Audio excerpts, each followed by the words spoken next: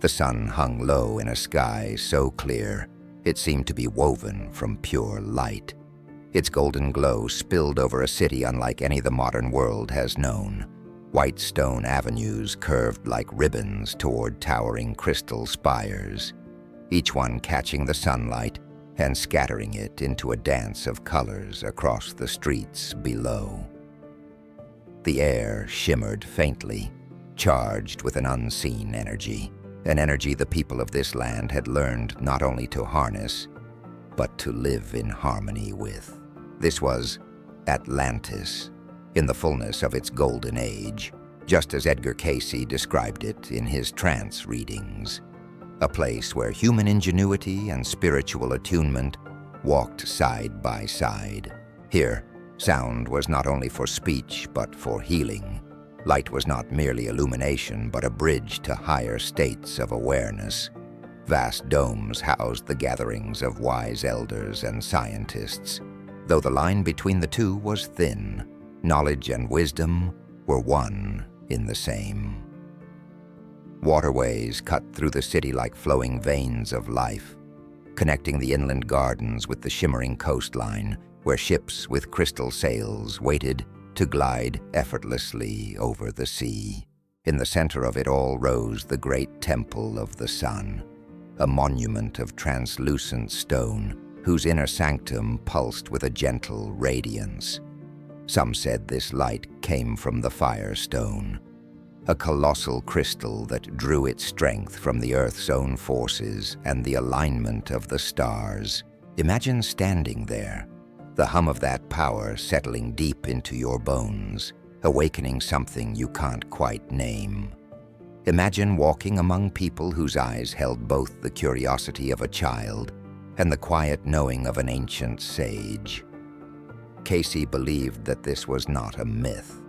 To him, Atlantis was as real as the ground beneath your feet, and many of the souls who once strode these marble walkways now live and breathe in the modern world, unaware of the long arc of their own history. What would it mean if you were one of them? If deep within you there was an echo of these streets, these skies, this brilliance? Perhaps that longing you've always felt for something more is not a longing for the future at all, but a memory of a past that has never stopped calling your name. Before we journey further, I want to invite you, wherever you are right now, whatever time of day it may be, to pause and sense your own surroundings. Leave me a comment telling me where and when you're watching this. Are you listening in the stillness of night, or with the morning light spilling across your room? And if you haven't already, I welcome you to subscribe to this channel and turn on notifications so you can walk with us through every chapter of Edgar Cayce's vision, each story connecting the past and present like threads in a vast tapestry. The beauty of Atlantis was not in its opulence alone. It was in the way its people once lived in balance. Their sciences were infused with reverence for life, their technology born from understanding natural law rather than overpowering it. They understood the subtle language of vibration, how the right frequency could heal a body, calm a mind, or awaken dormant capacities of the soul. Cayce's readings painted a world where medicine was not simply treatment, but harmony, where healers were as much spiritual guides as they were practitioners of the physical arts.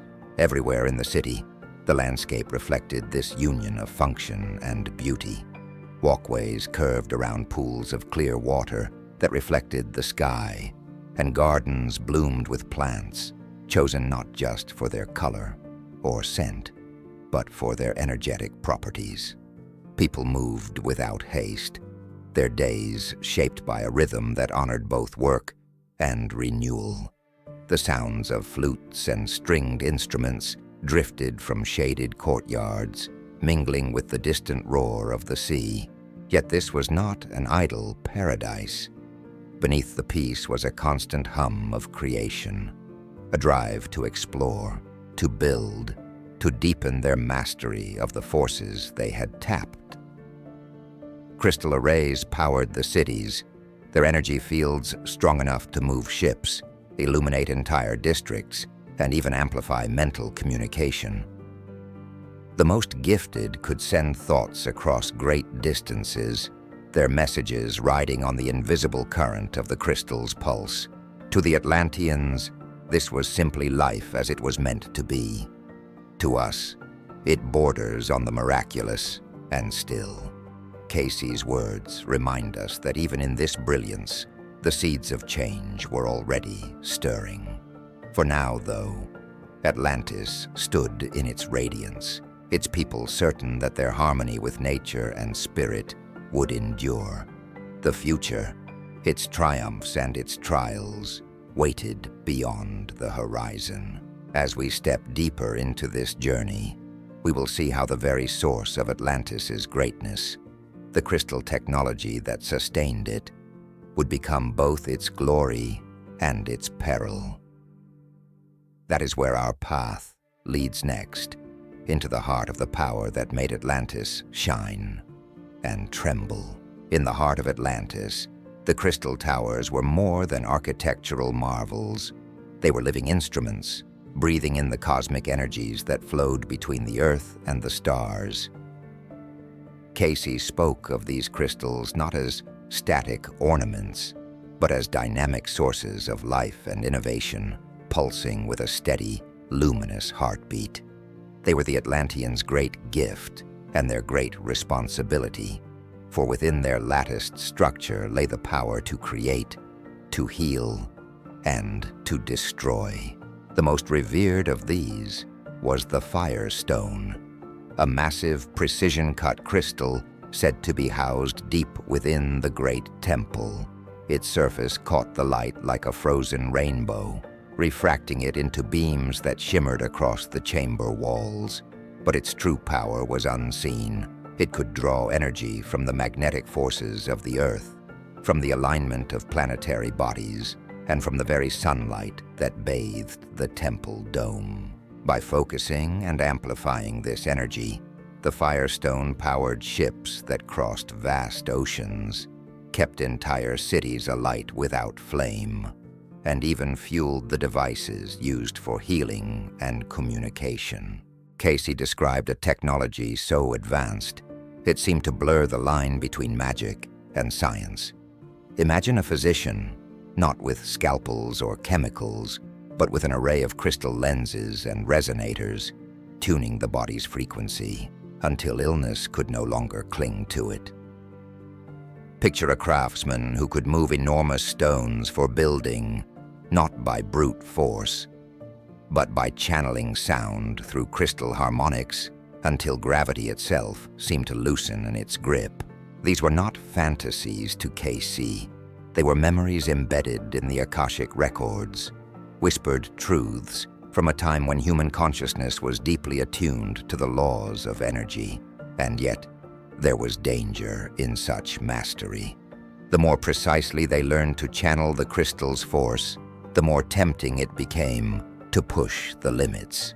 Some among the Atlanteans, driven by curiosity, began to use the crystals for purposes beyond healing and creation, testing their destructive capacity, experimenting with ways to harness energy for control rather than harmony. At first, these acts were rare, hidden in the laboratories of those who argued that knowledge must be tested in all directions. But knowledge, untethered from wisdom, is like a ship without a rudder, and the currents of power are swift and merciless. The society itself began to shift.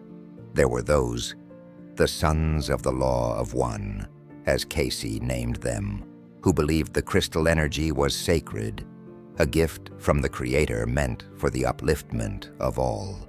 And there were others, the sons of Belial, who saw the crystals as tools for personal gain, domination, and the bending of nature to human will. It was a subtle divide at first, a difference of philosophy that could be debated in the public halls. But slowly, The divide deepened into mistrust, and mistrust into quiet rivalry. The crystals themselves bore silent witness to this growing tension. In the hands of the Law of One, their light healed and nourished.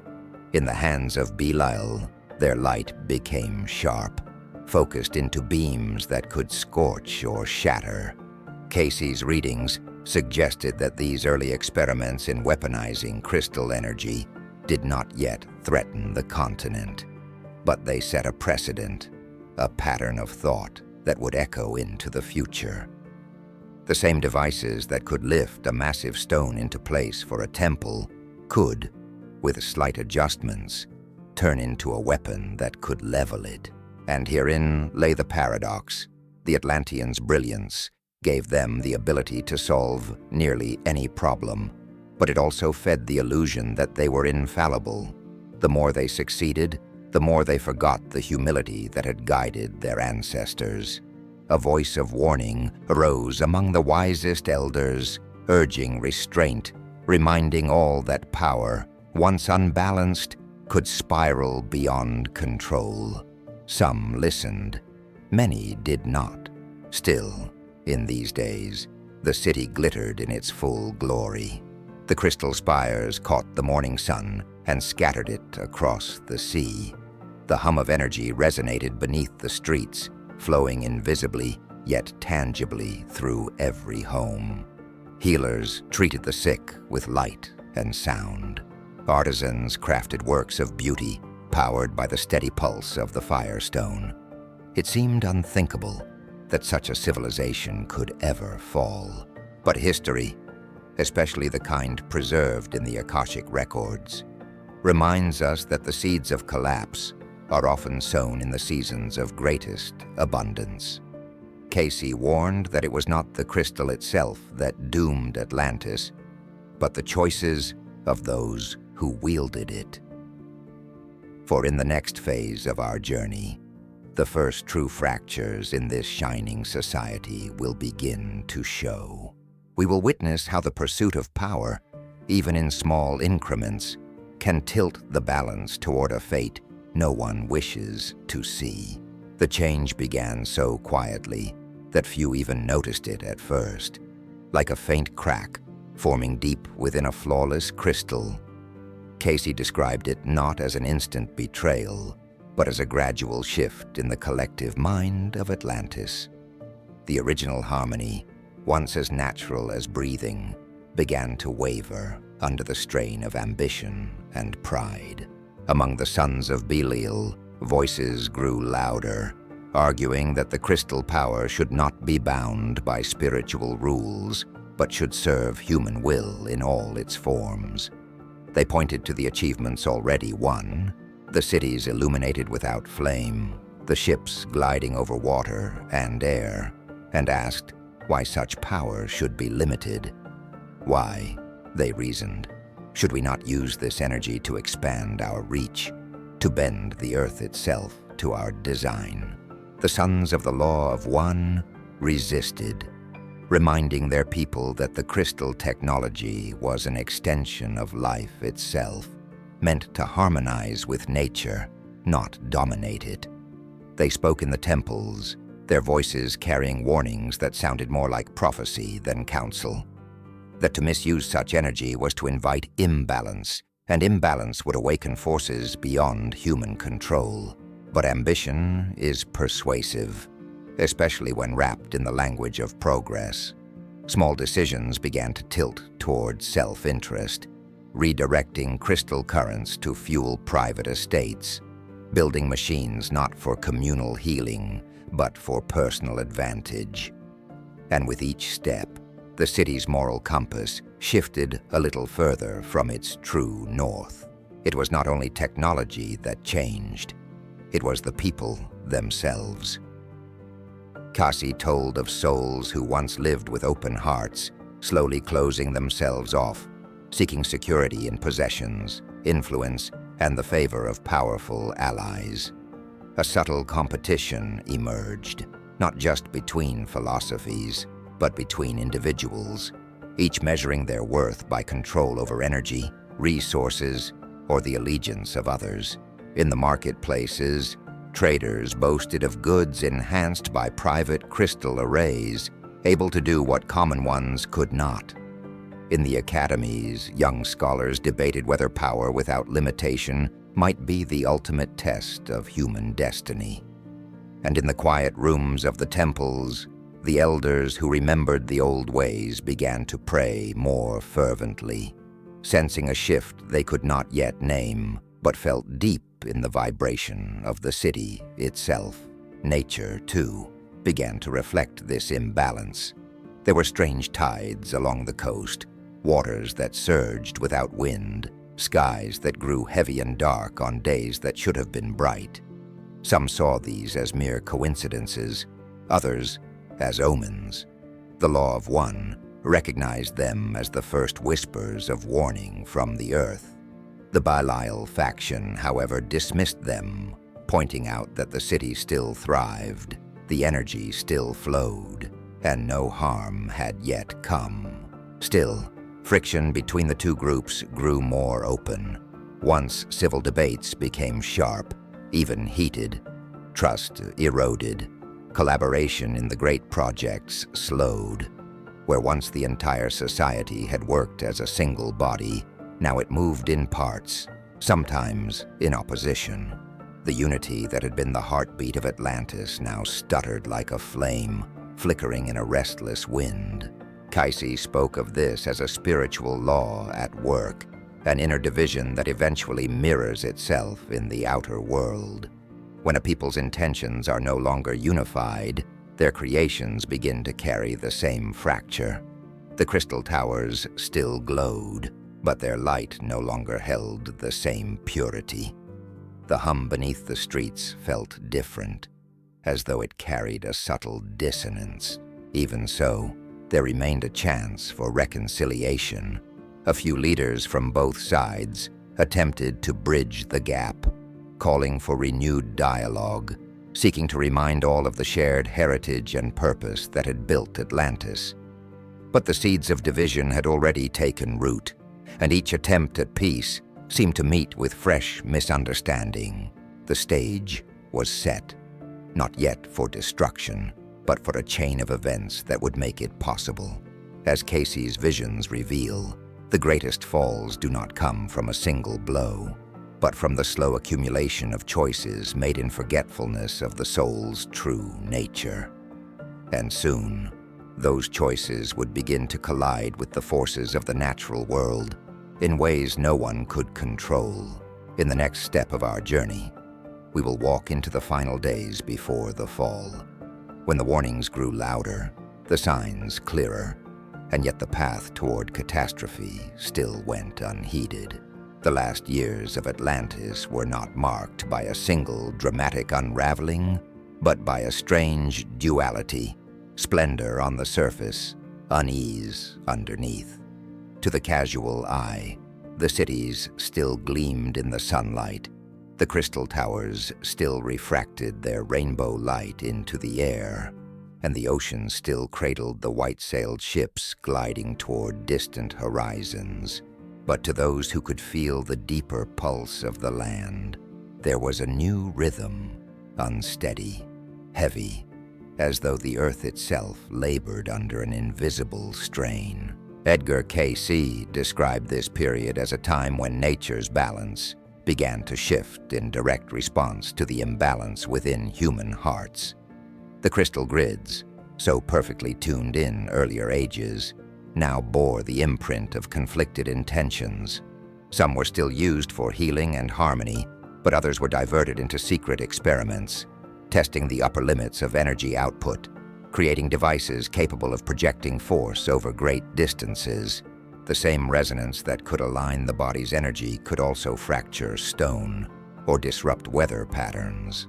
It was during these days that the elders of the Law of One issued their most urgent warnings. In the great temple, before the firestone itself, they spoke of the earth's growing restlessness, volcanic murmurs beneath the seabed, strange magnetic shifts, unseasonal storms. They reminded the people that Atlantis did not exist, apart from the natural world. It was bound to it. When we act in disharmony, they cautioned, the earth remembers and the sea answers. Yet the warnings struggled to compete with the allure of power. The sons of Belial grew bolder, using the crystals to manipulate climate in agricultural regions, altering wind patterns to benefit their own lands, and even experimenting with energy beams that could subdue hostile forces without a single blade being drawn. Public demonstrations of such feats drew crowds, partly in awe, partly in fear. To many, these acts were proof of Atlantis' invincibility. To the few who saw more deeply, they were the handwriting on the wall. Among the common people, whispers spread. Some spoke of dreams filled with roaring water and collapsing towers, visions they could not explain. Others told of migratory birds that no longer arrived in season, of fish abandoning familiar shores, of the stars seeming subtly shifted in the night sky. The sensitive ones, those with memories that reached beyond their current lifetime, began to feel a restless stirring, an instinct that something long foreseen was drawing near. Cayce's readings reveal that at this stage, the divisions within Atlantis were no longer confined to philosophical debate. There were actual regions under the influence of each faction, and with that came the beginnings of isolation. In some areas, the crystals were guarded more fiercely than ever. Their energy output increased to levels that strained their own internal balance. It was as though the continent itself had become a living being suffering from a fever. Its systems pushed beyond their natural capacity. Diplomacy was still possible, but it was fragile. A great council was convened, bringing leaders from every district to address the growing instability. Cayce's vision of this meeting was poignant. The representatives of the Law of One arriving in simple robes, speaking calmly of stewardship and the necessity of restoring balance. The delegates of Belial adorned with fine metals and stones, speaking with urgency about defense, expansion, and the need to secure Atlantis' dominance in the world. The council ended without resolution. The rift had grown too wide, and so the people returned to their regions, some with renewed hope in their ideals, others with sharpened determination to pursue their own vision of the future, whatever the cost. Meanwhile, the Earth's restlessness intensified. Fissures appeared in places that had stood solid for generations. The ocean tides began to pull harder, reaching farther inland than before. The air, once steady and clear, occasionally took on a strange heaviness, carrying the metallic tang of distant storms. Through it all, life went on. Markets bustled, temples filled with worshippers, children played in the gardens, but the undercurrent of unease could no longer be ignored by those who dared to look closely. Cayce's readings tell us that some Atlanteans, especially those whose souls carried the memory of earlier Earth changes, began to prepare quietly, gathering knowledge, preserving records, building vessels for the possibility no one wanted to name aloud. The final days were not without beauty. In fact, some say they were among the most breathtaking of all, sunsets of such depth and color that the sky seemed to weep light into the sea, music in the temples that resonated so purely it could still the mind for hours. Perhaps it was the land's way of giving a last gift to those who would soon lose it, but the signs were clear. Atlantis stood at the edge of an irreversible threshold. The warnings had been given. The dreams had been sent. The choice remained in human hands, but time was running thin. And when the moment came, it would arrive not as a whisper, but as a roar. Next, we will step into the night when that roar began. the great sinking, when the sea claimed the jewel of the ancient world. It began, not with a single event, but with a symphony of forces, deep rumblings in the earth, winds that rose without warning, and the strange, shimmering tremor of the air itself. Cayce's descriptions of the great sinking of Atlantis are as much felt as they are seen.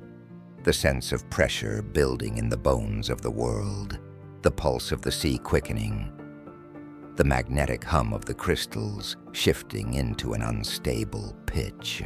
In the great temple, the firestone blazed with unusual intensity. Its inner light, normally steady, began to flicker in erratic surges, as though responding to an unseen command. Those attuned to its frequency felt the change immediately. A vibration that once soothed now seemed to press uncomfortably against the chest, a signal of imbalance. The elders of the Law of One gathered, their faces pale, for they knew what such a change could mean. The sons of Belial, however, were not in the temple. Many were in their laboratories or military compounds, still attempting to harness the crystal grids for control over the worsening climate. Some believed the disturbances were temporary, a mere fluctuation that their technology could correct. Others saw the chaos as an opportunity to seize what remained of Atlantis's power before it slipped away. But nature has its own momentum, and once the balance tips, it rarely pauses for negotiation. The first great tremor came at night. The ground swayed like the deck of a ship, sending crystal towers quivering and fountains spilling over their marble basins. From the coastline, a deep roar rolled in, a sound too vast to be mistaken for wind or wave. It was the ocean gathering itself. Then came the walls of water. They rose like mountains, backlit by flashes of lightning that tore open the sky. Whole districts were swallowed in minutes, their lights vanishing beneath churning foam. Bridges cracked and slid into the depths. Gardens were uprooted and swept away. Ships were hurled onto the rooftops of inland buildings before being dragged back into the maelstrom. Beneath the sea, the land itself shifted. Fault lines broke open, releasing plumes of steam and molten rock that boiled the waters. In some places, the earth sank. In others, it heaved upward, tearing apart the delicate network of crystal channels that had once stabilized the continent's energy. Without their anchoring grid, the remaining crystals surged uncontrollably, releasing bursts of force that only added to the destruction. Cayce spoke of survivors who fled in the chaos, small groups who had prepared for such a moment. Some took to ships, guided by stars they had studied for years. Others escaped through hidden routes, carrying tablets, scrolls, and fragments of crystal technology, determined to preserve what they could of their heritage. Among them were healers, architects, and keepers of the old knowledge, each one bearing the weight of both grief and duty. For most, however, there was no escape. Families clung to one another in the rising waters, their cries lost to the roar of the sea. The grand plazas, once filled with music and light, became swirling vortices of debris. The great temple, its dome fractured, sank slowly into the depths. Its final glow diffused into the black waters, and then silence. Not the silence of peace, but the vast empty quiet that follows great loss.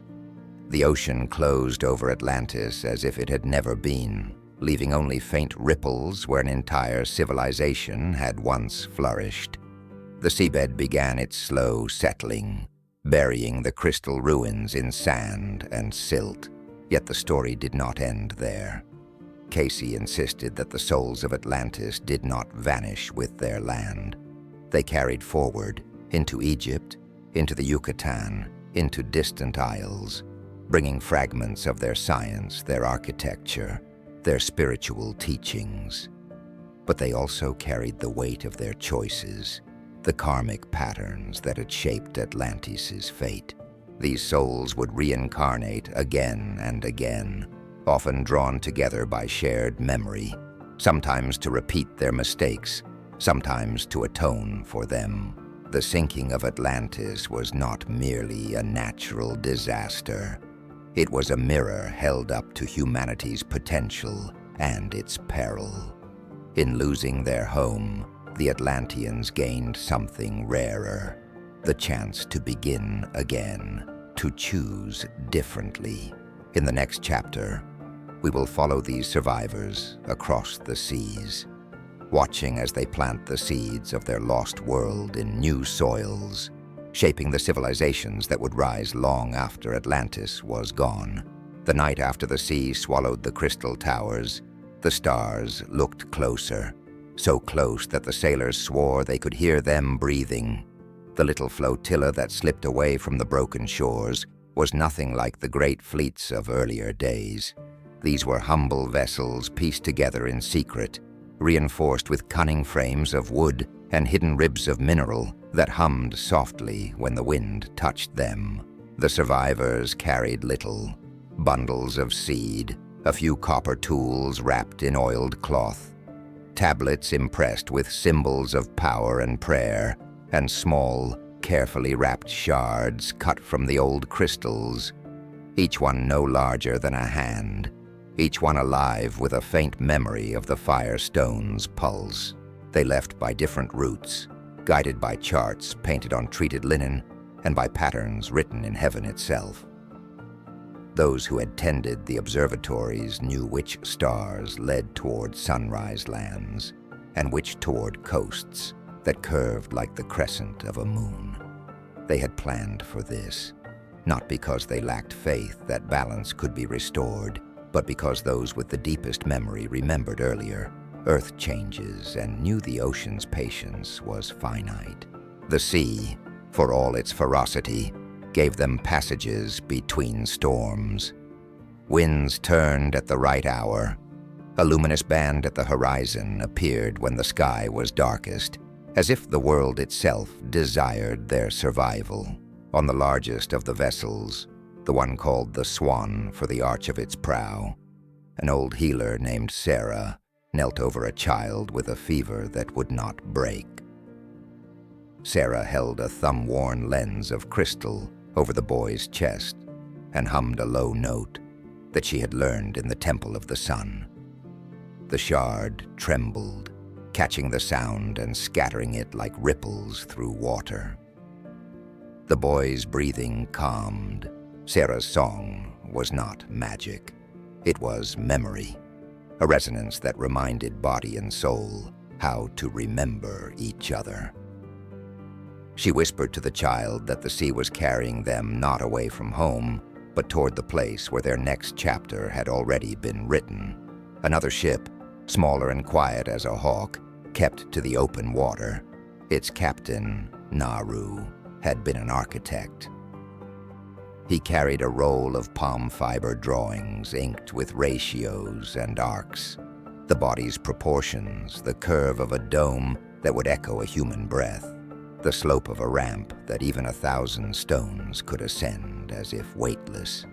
He spoke little, but at night he traced the angles of the constellations, aligning them with his sketches. When asked why he watched the sky with the attention of a mason, he smiled. Because in the new land, we must lay foundations that remember the stars. Weeks folded into months. The flotilla thinned as ships took different currents, some toward a warm, endless shore, some toward a river that braided itself across a wide plain, some toward islands where mountains rose like the backs of sleeping giants. The survivors did not arrive as conquerors. They came as guests and learners, carrying their fragments of knowledge like small fires cupped against the wind. Where they were welcomed, they listened first. Where they were questioned, they shared bread before speech.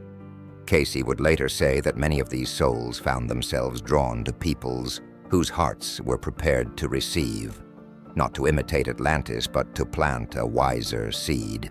On a long river flanked by reeds and sunlit silt, the group led by Naru found a people who loved the flood's rhythm and read the birds' omens for the coming season. The strangers' boats were pulled to a muddy bank where children laughed at the shiny facets of the travelers' tools. Naru stood aside while Sarah treated a feverish elder with cool water and a bowl of herbs crushed to a green paste. Only after the elder's breathing steadied did they unfurl their linen charts. "We are builders," Naru said softly, "but we build only where the earth permits and the people invite." The locals watched as Naru drew shapes in the dust. A rectangle aligned with the sun's longest day. A narrow passage where noonlight would reach a single inner stone. A vent that would whistle when the west wind promised rain. The elder nodded, not because he understood the mathematics, but because the stranger's drawings sang the same song as the river. They began with small things.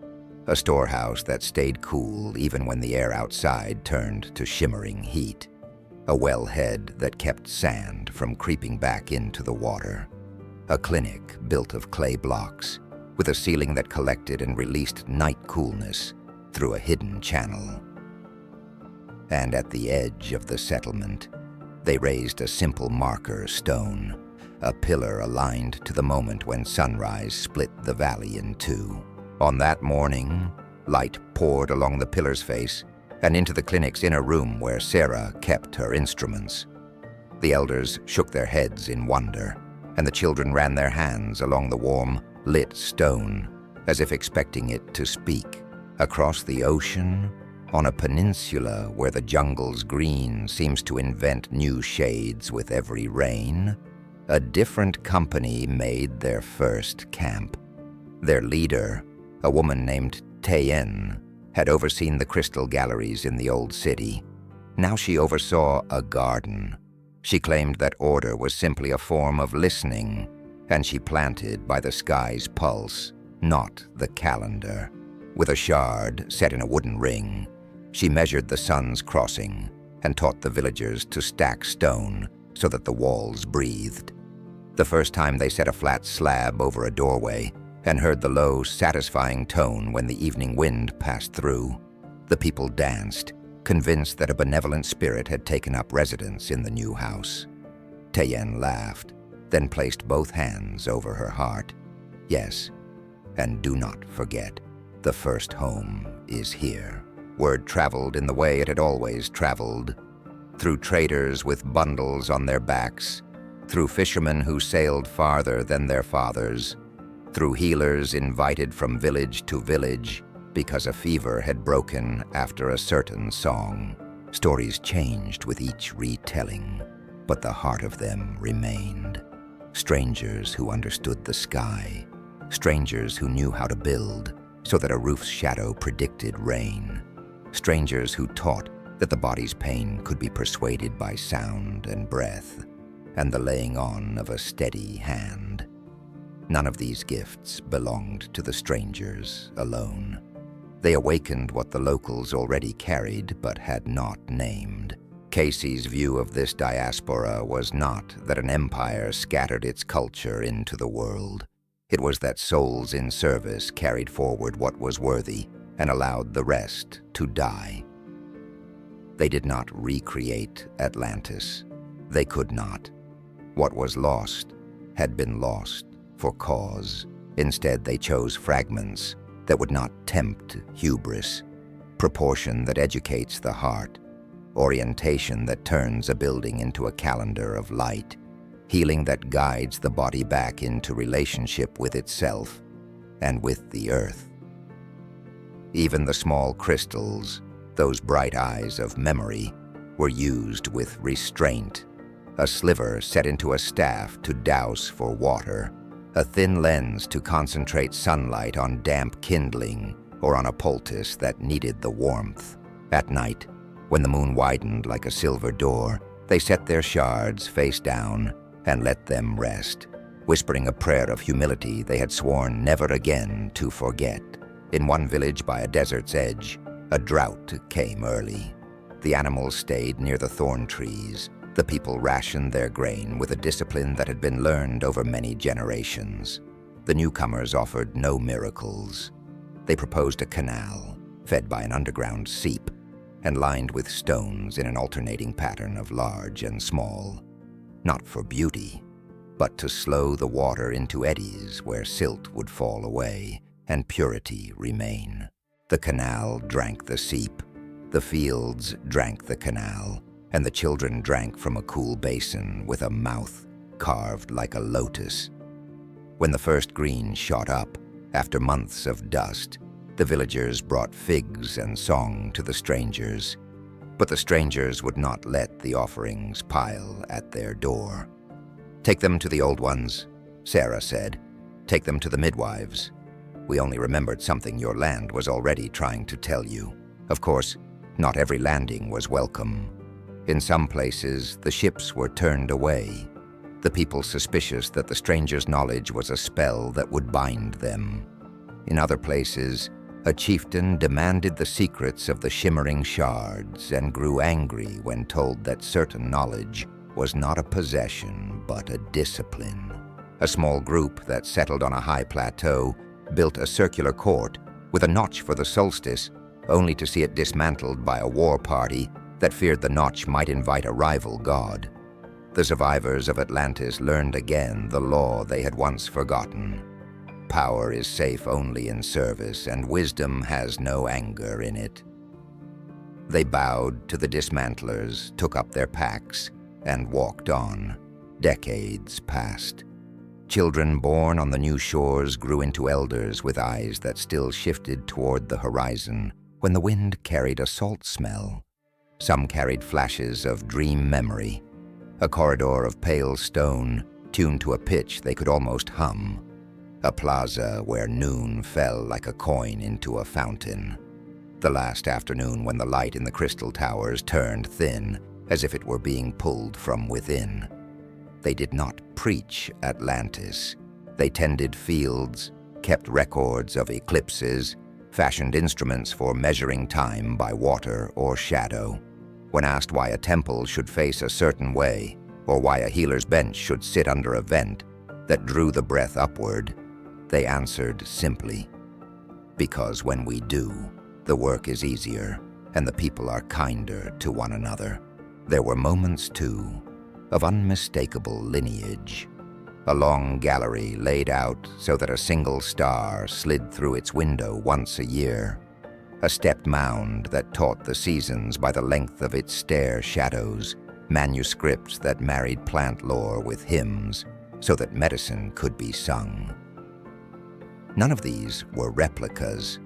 They were remembrances, stones that did not yearn to be towers because they had learned that height without humility invites the wind's correction. In their quiet ways, the survivors taught a covenant: build in conversation with the world, not against it. Measure success by the health of the smallest lives under your roof. And if you must keep a shard of the old light, house it where a child can reach it and ask what it is for. For seeing more clearly, Sarah would say, not farther, more clearly. Cayce would later speak of these migrations as the threads that stitched a torn cloth. Egypt, receiving geometry that listened for the sun. Lands across the Western Sea, inheriting a love of stepped forms that turn a climb into a teaching. Island peoples learning to set stones like commas in the wind, so the sentence of a storm could be read. The survivors never claimed credit. They kept moving because what they carried was not the pride of the fallen, but the responsibility of the awakened. The essence of this passage in our journey is simple. Knowledge crossed the waters, but it did not arrive alone. It traveled with humility, with the discipline of restraint, and with a vow to remember the cost of forgetting. And within each boat, beneath each bundle of tools, there rode something weightier than tablets or lenses. The souls themselves, heavy with memory and luminous with purpose, bearing both the brilliance and the debt of a world undone. Soon, we must look inside those souls and name what they carried that no ship could lighten. The twinned inheritance of gift and consequence, the knowledge and the karma that would call them back, lifetime after lifetime, to finish what Atlantis began and to heal what Atlantis broke.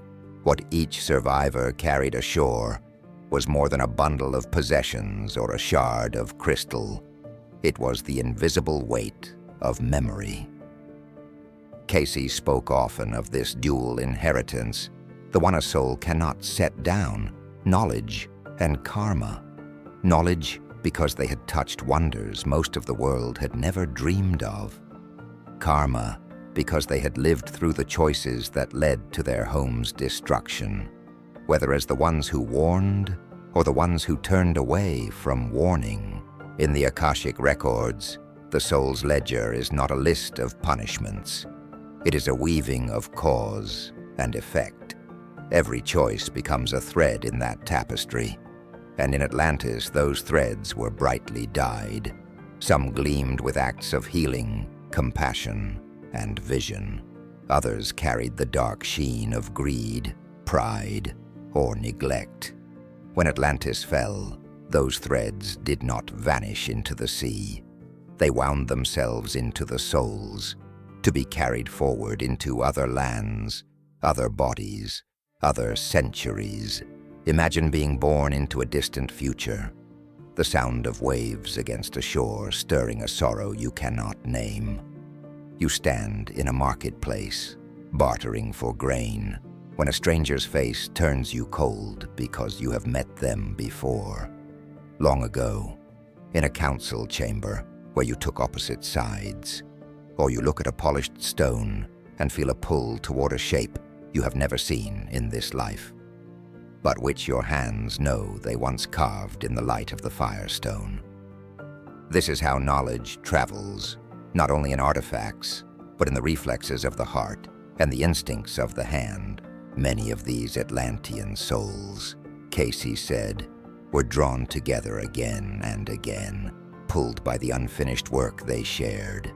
Some reincarnated into positions of influence, where they could use their memory-born talents for architecture, navigation, healing, or the understanding of subtle energies.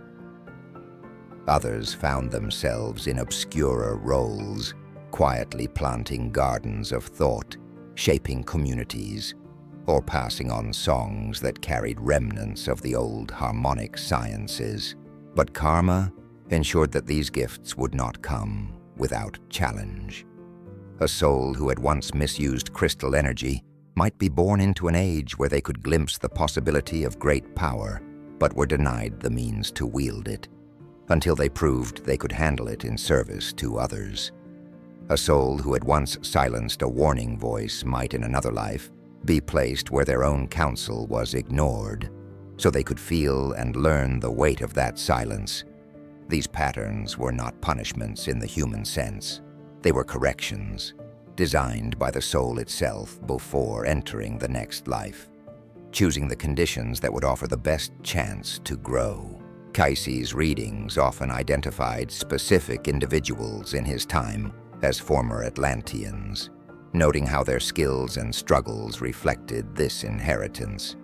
A healer in Virginia Beach whose hands seemed to listen to the body was, in Cayce's vision, once a temple physician in the days before the fall. An engineer fascinated by harnessing the sun's power had been a designer of energy channels in the great city. Even their challenges, the healers struggled to balance self-care with caring for others. The engineer's impatience with those who feared innovation were echoes of Atlantis's unfinished lessons. And so it is for any soul. Knowledge is neutral until the will directs it. The Atlanteans carried forward an intimate familiarity with the laws of energy, vibration, and natural harmony. But they also carried the temptation to control, to dominate, to shape the world to their image. without listening for its consent. Every reincarnation offered them a new opportunity to use their gifts in ways that restored balance, rather than fractured it further. Some felt the karmic pull as a restlessness, never staying in one place too long, drawn to coasts or mountains that reminded them, without words, of another land now under the sea.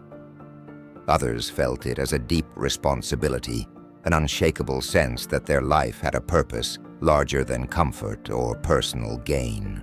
And a few carried more vivid memories, dreams of tall spires lit from within, of plazas warmed by a sun that never set, of the moment the sea came roaring through the streets. These dreams could be both a blessing and a burden, a reminder of what had been and what must not be repeated. In Cayce's view, the karmic thread of Atlantis runs strongly through the modern age.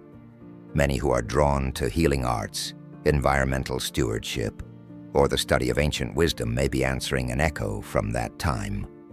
Their souls remember what it was like to live in a world where science and spirit were not separate, and they feel called to weave them together again, but with greater humility. The journey of these souls is not about recreating Atlantis. That chapter is closed.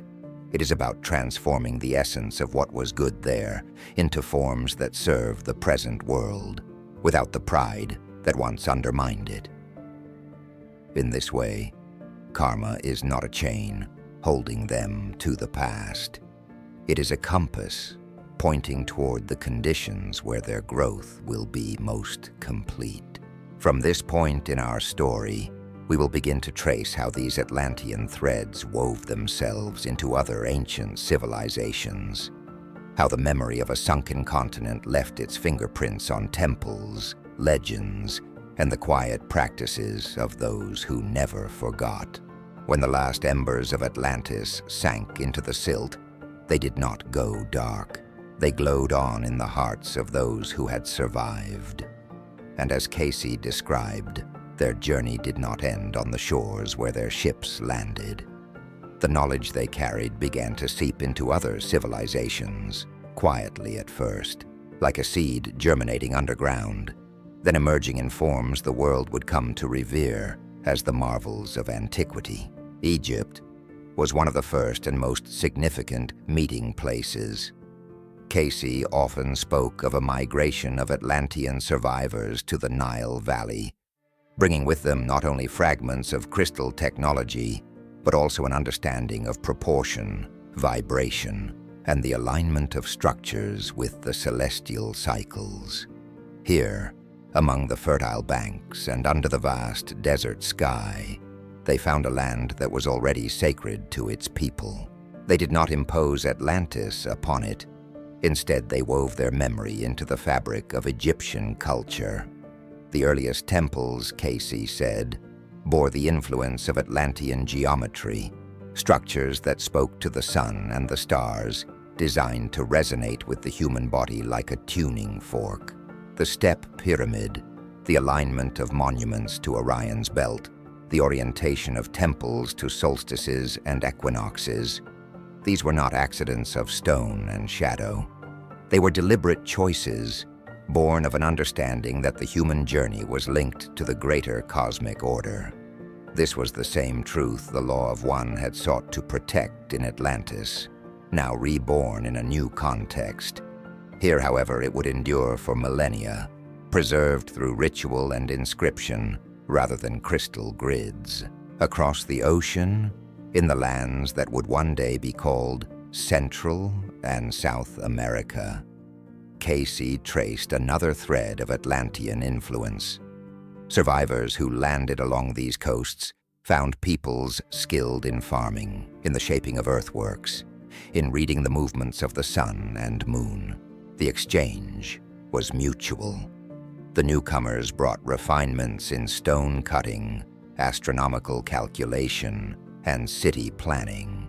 The locals offered intimate knowledge of their land's rhythms and the balance needed to live in harmony with it.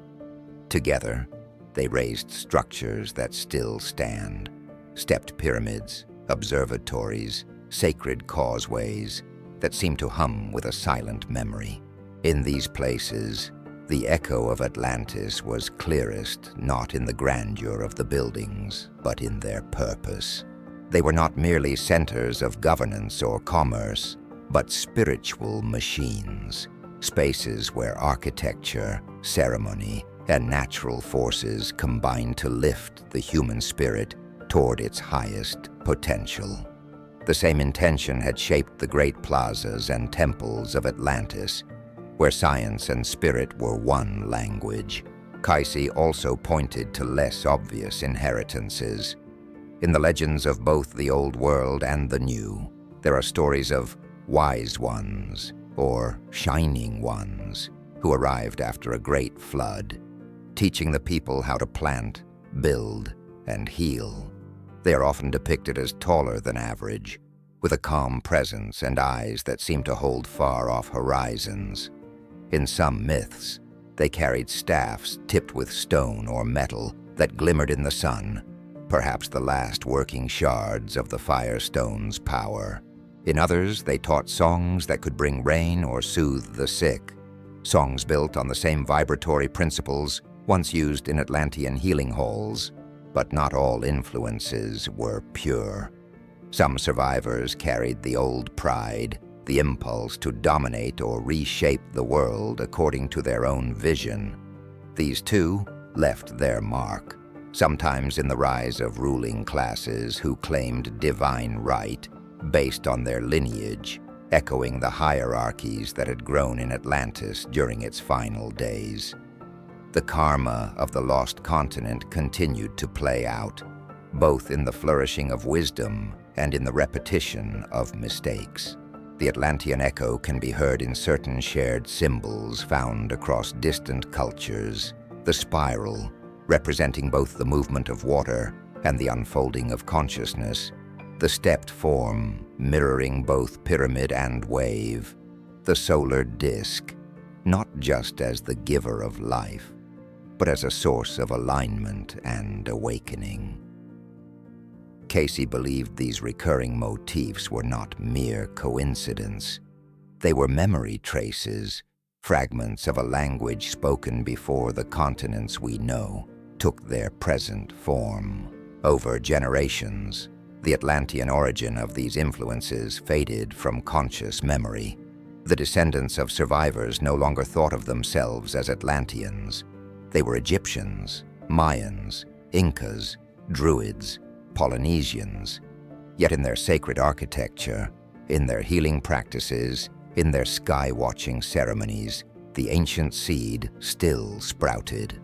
Cayce's point was not that these civilizations were copies of Atlantis. They were unique, shaped by their own lands, peoples, and challenges.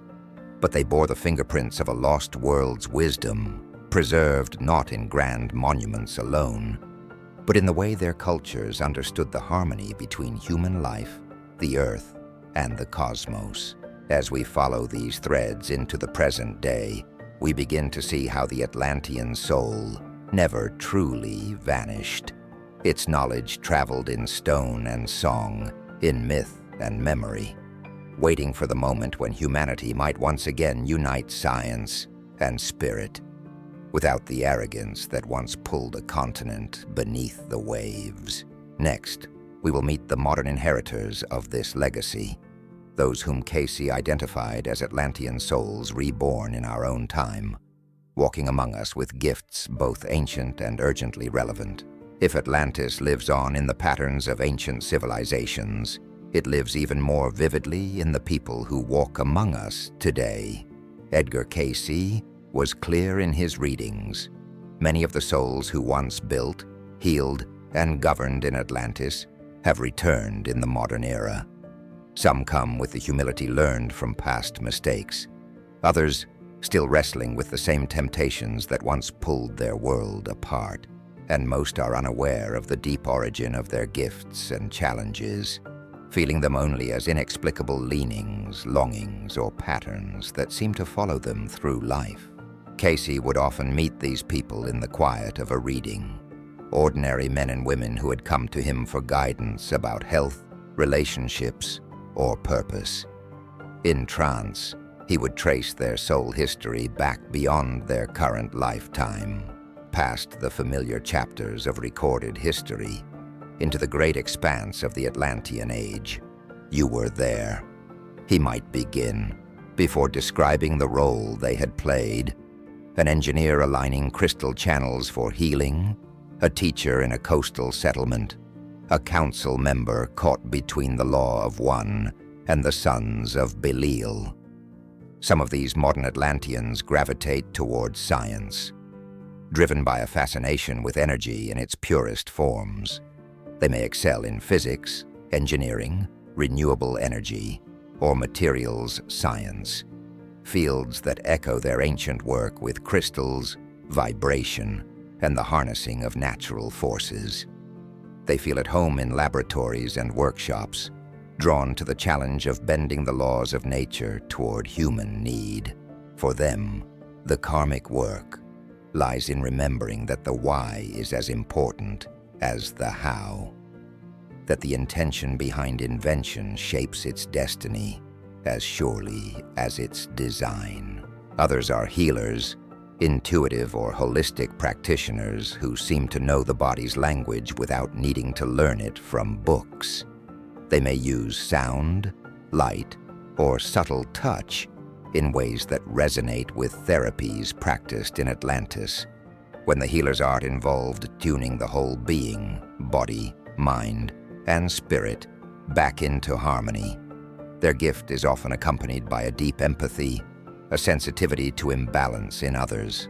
Their karmic challenge is to protect themselves from burnout, to balance giving with receiving, and to remember that healing is offered, never imposed. Some modern Atlanteans find themselves in roles that blend leadership with vision: entrepreneurs, activists, architects, or educators whose work shapes the direction of communities or even nations. They carry the memory of Atlantis's grandeur, the ability to see a system whole and imagine its ideal form. Yet they must guard against the old Atlantean trap, believing that they alone hold the answer, forgetting that true leadership listens as much as it directs. And then there are those whose Atlantean past lies dormant, surfacing only in dreams or moments of uncanny recognition. They may feel an inexplicable pull to the ocean, to certain crystals, to ruins half buried in the earth. They may find themselves moved to tears by music in a certain key, or by the alignment of sunlight through stone. They cannot explain it logically, yet the pull is undeniable, an echo from a time when such things were woven into the fabric of everyday life. Cayce spoke of these reincarnated Atlanteans not to romanticize them, but to remind them of their responsibility. You are here, he would say, to use what you know for the good of all, to heal what was broken. For some, that meant developing a scientific breakthrough that would serve rather than exploit the earth. For others, it meant fostering cooperation in a divided community, mirroring the unity that once defined the early days of Atlantis. Not all modern Atlanteans succeed in this work. The same patterns that once fractured their ancient home can resurface: competition between visionaries, the pursuit of personal power at the expense of the whole, the temptation to use knowledge for control rather than service. In such cases, karma becomes the teacher, arranging circumstances that force a choice between repeating the past and rising above it. Yet many do rise. Some lead quietly, changing lives in small but lasting ways. Others become visible figures in movements for environmental stewardship, renewable energy, integrative medicine, or global cooperation, fields that reflect the original Atlantean ideal of harmonizing human life with the forces of nature and spirit. They may not remember the crystal towers, but they are building the functional equivalent in our time: systems, structures, and communities designed to heal rather than to dominate. In our present age, an age that Cayce foresaw as a crossroads, these modern Atlanteans play a crucial role. The technologies we develop, the ways we govern, the relationship we choose with the natural world will echo far into the future. Those who carry the Atlantean thread have lived this choice before, and they return now with the chance to weave a different pattern. In the next part of our journey, we will look more closely at how these souls work in specific modern fields: science, healing, and spiritual balance, and how their actions today can finally resolve a karmic story that began thousands of years ago beneath the light of the Fire Stone. In Cayce's vision, the reincarnated Atlantean soul does not appear with a label or a title. It reveals itself through a life's work. And in the modern era, he pointed to three primary callings where these souls often find themselves drawn: science, healing, and the restoration of spiritual balance. Each is an echo of an ancient role, carrying both the brilliance of past mastery and the shadow of past error. In the realm of science, Atlantean souls often gravitate toward the frontier of possibility. They are the inventors, engineers, and researchers who seem to think in patterns and systems, intuitively understanding how forces can be harnessed. In Atlantis, this manifested in the crystal grids, in climate control, in transport systems that defied the limits of muscle and sail.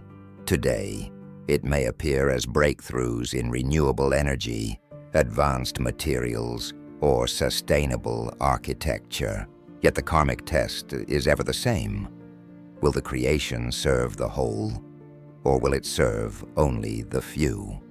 Cayce warned that technology divorced from ethics becomes the very weapon that undoes its creator. Thus, for these souls, every project is a choice, whether to repeat Atlantis's mistake or to redeem it. In healing, the parallel is even more direct. The Atlantean healers once worked with vibration, color, and light, tuning the human energy field in ways that modern science is only beginning to explore. Those same instincts surface today in practitioners who blend conventional medicine with holistic or energy-based methods. They may work with sound therapy, phototherapy, or even hands-on techniques that recall the laying on of hands in Atlantean temples. Their gift often feels like second nature, a knowing that bypasses the intellect. But here too lies a karmic thread, the need to honor free will, to heal without imposing, and to protect themselves from the burnout that comes from overgiving. Cayce often urged such souls to care for their own inner balance, lest they lose the clarity that makes their gift effective. The third calling, spiritual balance, is perhaps the most subtle, yet most vital. In Atlantis, the law of one sought to integrate every aspect of life, science, governance, healing, into a unified spiritual vision. The sons of Belial fractured that unity by separating knowledge from wisdom. Modern Atlanteans called to spiritual work may be teachers, counselors, mediators, or leaders in community and faith traditions. Their role is not to impose a single belief, but to reweave the fabric torn by division, to remind others that progress without harmony is only half of victory. They often feel like bridge builders between worlds, between religion and science, between cultures, between the material and the unseen. In each of these fields, Atlantean souls may find themselves meeting others from their ancient past. Cayce noted that karmic groups often reincarnate together, replaying their interactions in new circumstances. Two scientists might clash over ethics in a modern lab, just as they once argued in a crystal energy chamber. A healer and a leader might unite now as they once did in a temple's council. These meetings are not accidents. They are opportunities for resolution, for choosing differently. One striking pattern Cayce observed was that these souls are often ahead of their time. They may feel misunderstood or resisted by the world around them, just as the early Law of One faced skepticism in their warnings. This is part of their path, to hold a vision steadily enough that it can take root even in barren soil. And just as in Atlantis, their greatest challenge is patience, not to force the future into being, but to nurture it until it blooms naturally. In the best cases, these reincarnated Atlanteans become quiet catalysts for change. A scientist who designs an energy system that is free from exploitation. A healer who treats not just the body, but the soul. A spiritual teacher who dissolves the boundaries between belief systems without erasing their unique truths. In the worst cases, the old patterns resurface. Technology used to control, healing twisted into manipulation, spirituality turned into hierarchy and exclusion. The difference lies in choice. The same choice Atlantis once faced. And now, the stage is larger. The technologies we wield today have the potential to reshape the entire planet in decades, not centuries. The environmental systems we strain are more fragile than they appear. The stakes are global, and the timelines are short. Cayce's readings suggest that this is why so many Atlantean souls have returned now. Because the window to correct the course is narrow, and they have lived through what happens when such a chance is missed.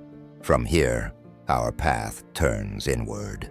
We will explore how an individual can recognize the Atlantean within, not as a point of pride, but as a call to responsibility, and how the traits of these ancient souls reveal themselves in the quiet patterns of a modern life. To recognize the Atlantean within is not to claim a title. It is to acknowledge a resonance, a set of qualities and impulses that feel older than the life you remember. Cayce often said that such recognition is less about recalling exact scenes from a past life, and more about noticing patterns in your present one. These patterns are like fingerprints on the soul, subtle but unmistakable if you know how to look. One of the first signs is a deep, unshakable fascination with the ancient and the mysterious. Those carrying Atlantean memory may find themselves drawn to ruins, old maps, or artifacts without quite knowing why. A photograph of a stone circle or a stepped pyramid might stir a longing that feels almost physical.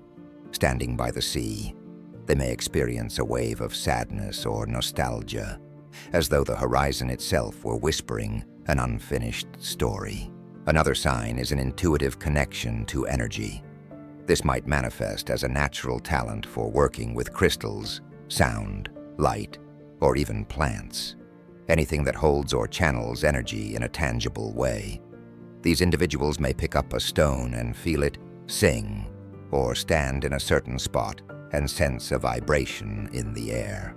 In Atlantis, such perceptions were everyday skills. In the modern world, they can feel strange or difficult to explain, yet they are the same senses, carried forward through lifetimes. A third trait is a tendency toward visionary thinking. Reincarnated Atlanteans often see systems and structures not as they are, but as they could be.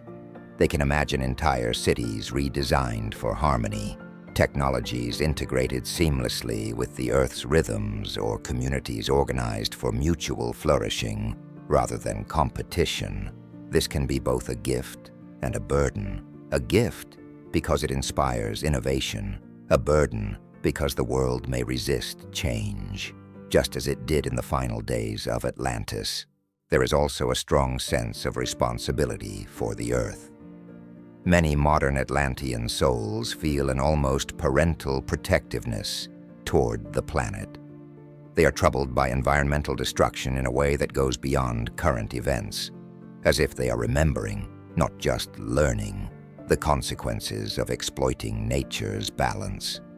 This often leads them to careers or personal missions in conservation, sustainable design, or ecological education. On a more personal level, there may be a repeating karmic pattern in relationships. In Atlantis, loyalties and divisions ran deep, and those dynamics often reappear in later lives. You might meet someone and feel instant trust, as if you had worked together for centuries. Or conversely, an unexplainable tension, as if you had once been on opposing sides of a choice with lasting consequences. These are invitations, not traps, chances to resolve what was left undone, to heal rather than repeat. Perhaps the most telling sign is a restlessness that nothing in the modern world seems to satisfy.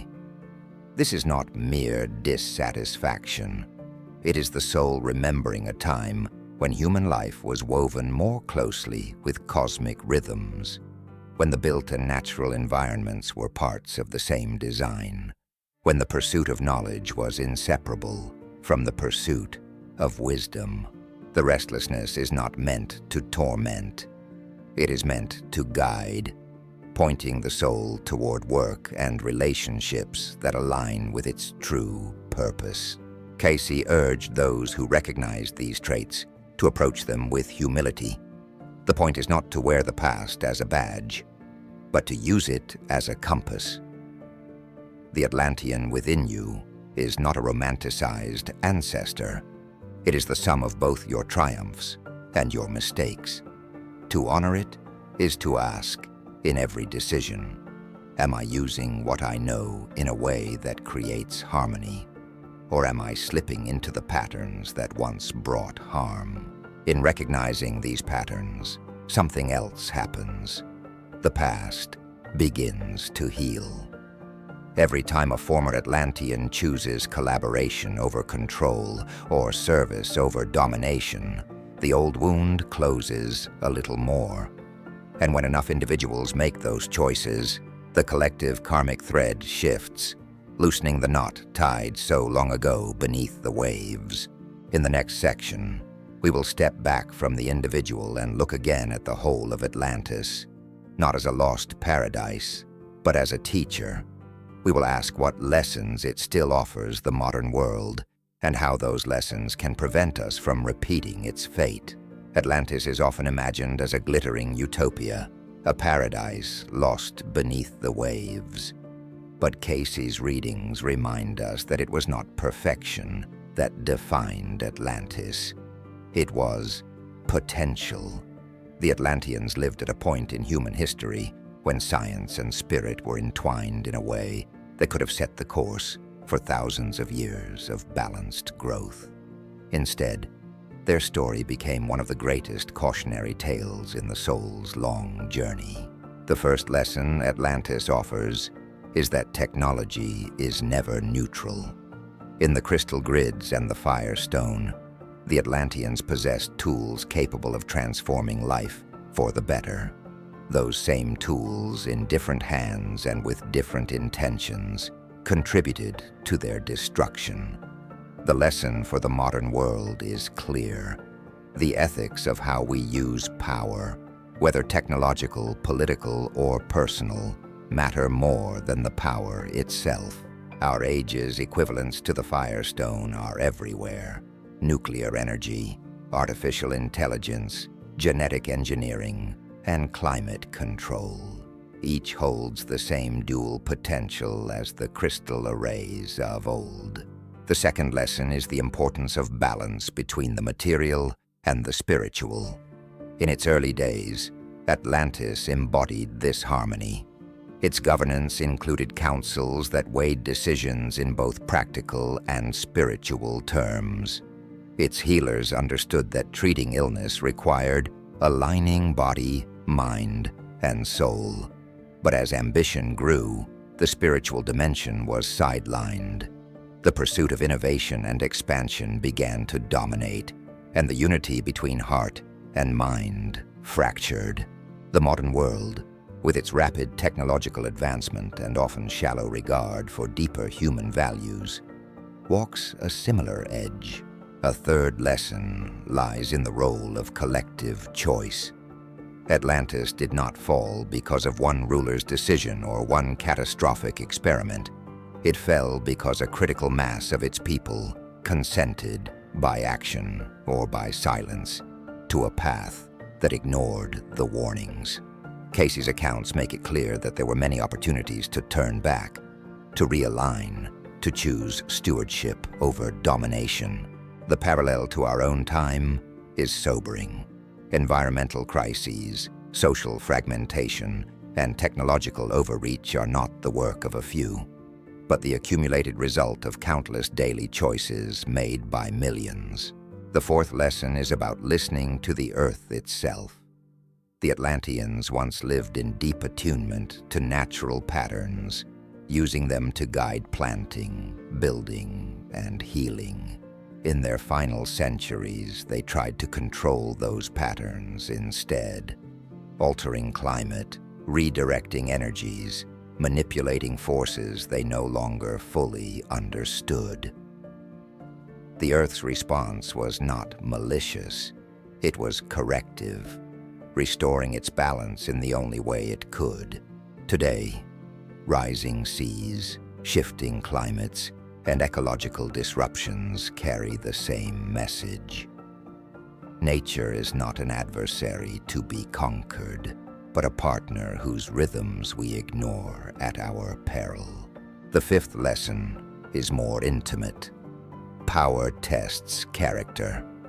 In Atlantis, individuals who began with sincere desire to serve found themselves seduced by influence, wealth, or control. It is easy to forget that the greatest dangers to a civilization often come not from external threats, but from the erosion of integrity within. The antidote, Cayce suggested, is personal accountability, practiced not only in positions of authority, but in everyday life. Finally, Atlantis teaches that loss can carry forward wisdom. Though the continent fell, its survivors planted seeds of knowledge across the world. The echoes of its harmony can still be found in sacred architecture, in healing traditions, in the myths that speak of shining teachers from across the sea. Its fall does not erase its gift. It transforms that gift into a responsibility for those who remember. To Cayce, the purpose of recalling Atlantis was never to inspire nostalgia, but to awaken awareness. We live, he said, in a time when the human family once again stands at a threshold, poised between the chance to create a lasting harmony and the temptation to repeat the old patterns. In our era, the decisions come faster, the consequences ripple farther, and the tools in our hands are more powerful than ever. In the next section, we will turn from lessons to the work of healing, how the karmic wounds of Atlantis can be resolved not just for individual souls, but for humanity as a whole, and how the choices we make today can close a story that began under a very different sky. Healing the ancient wounds of Atlantis is not about raising the continent from the ocean floor. It is about raising the consciousness that once allowed it to fall. Cayce's readings portray karma not as a punishment, but as an unbroken thread, weaving through lifetimes until it is met with understanding and transformed through right action. For the Atlantean soul, healing means both personal reconciliation and collective service. On the personal level, the work begins with recognition.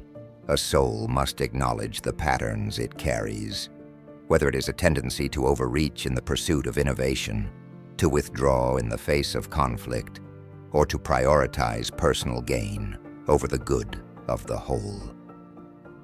These patterns may show up in subtle ways: a leader who avoids necessary conversations, an inventor who guards their work from scrutiny, a healer who takes on too much responsibility. Each is an echo of choices made long ago, asking to be met with a different response now. Once recognized, these patterns can be softened through conscious practice. For some, that means learning collaboration, inviting others into decision-making, where in the past, they might have acted alone. For others, it means developing patience, resisting the urge to force outcomes before the time is right.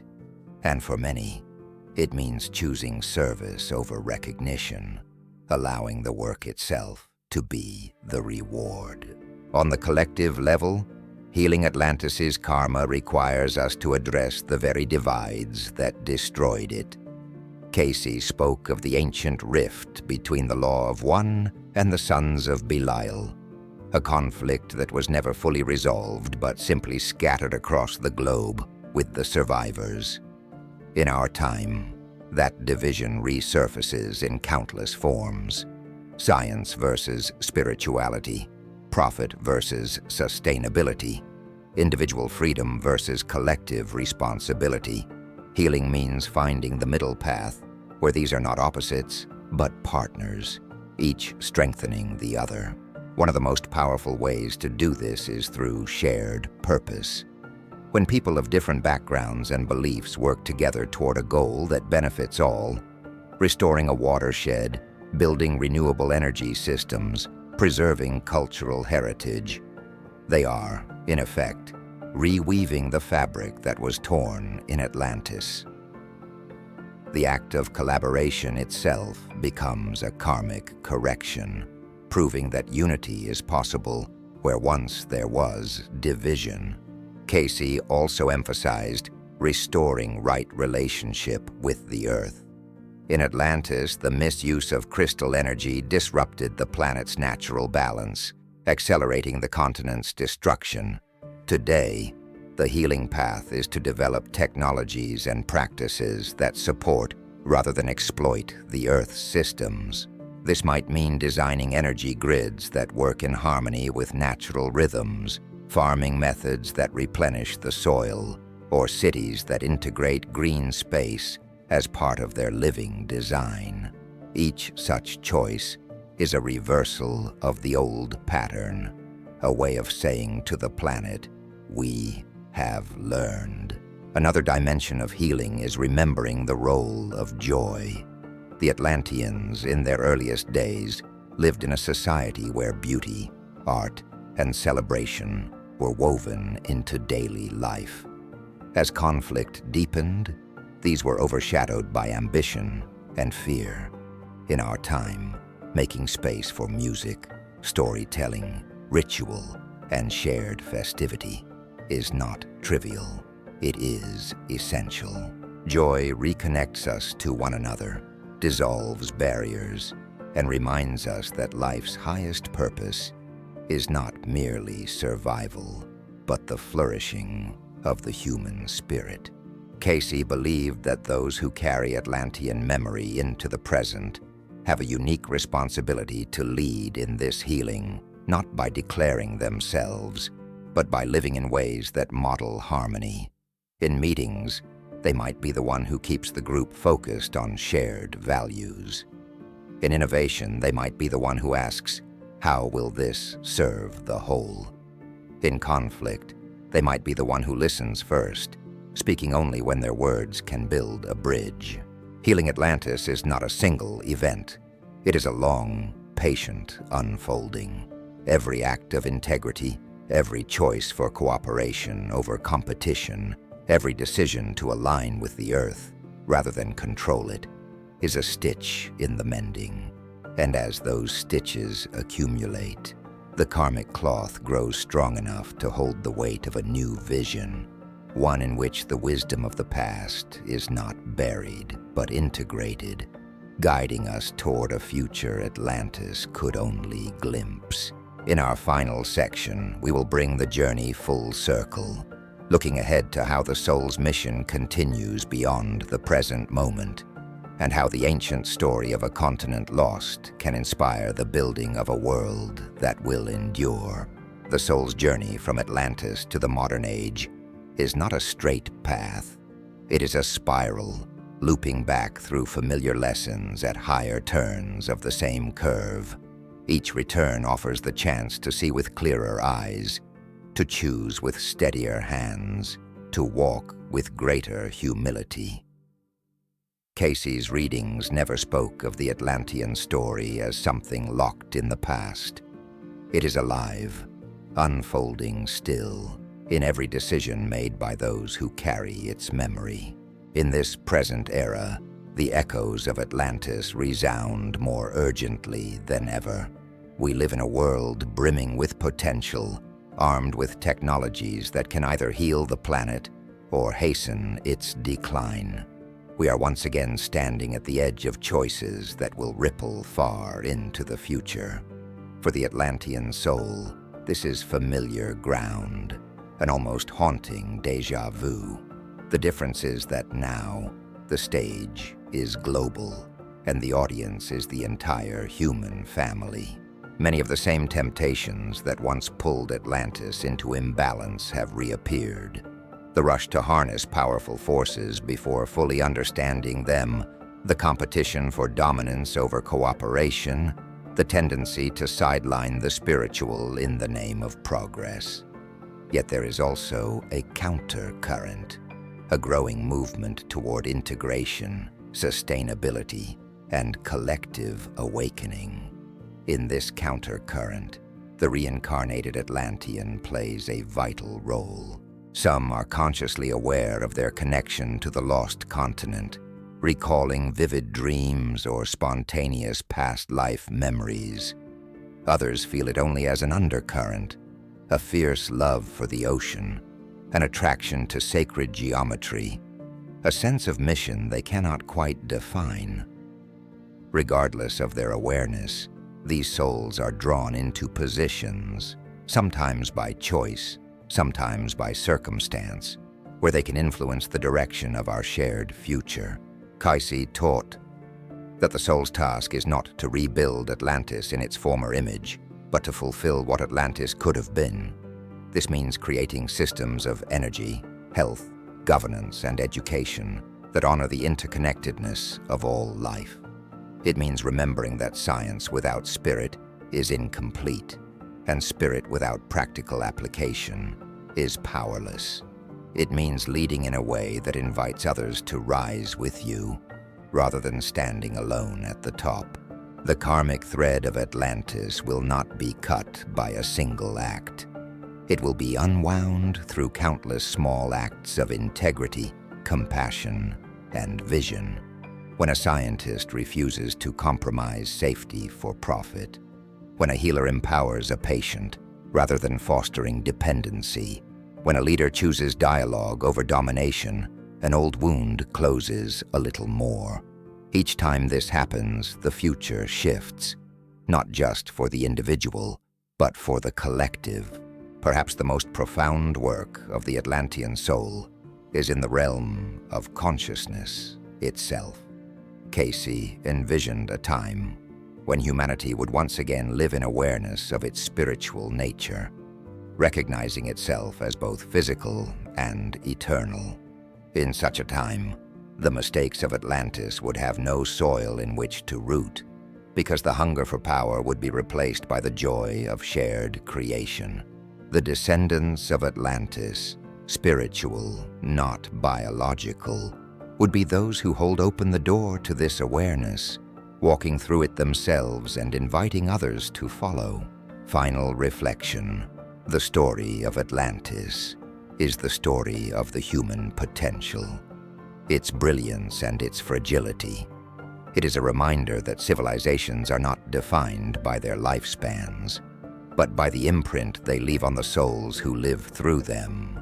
For those who once walked the crystal streets and now walk modern roads, the invitation is the same as it was then, to choose harmony over division, service over ambition, wisdom over pride, and perhaps, if enough of those choices are made, the soul's journey will come full circle, not by raising Atlantis from the depths, but by raising humanity to a place where such a fall would no longer be possible.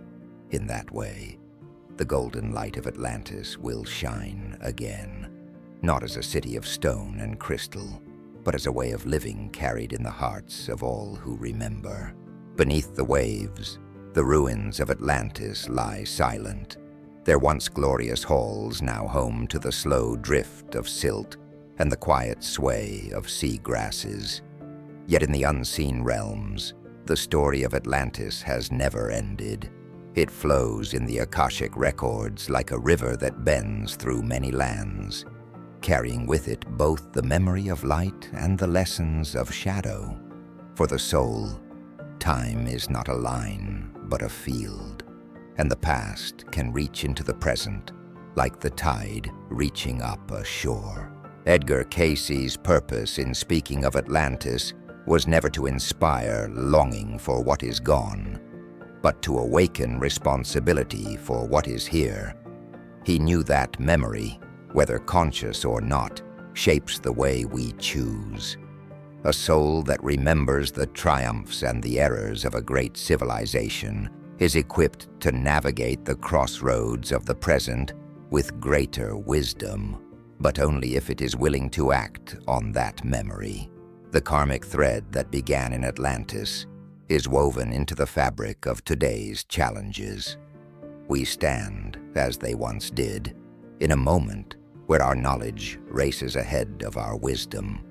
We hold in our hands the means to transform the human experience for the better, or to fracture it beyond repair. The reincarnated Atlantean soul carries the vantage point of having lived this tension before.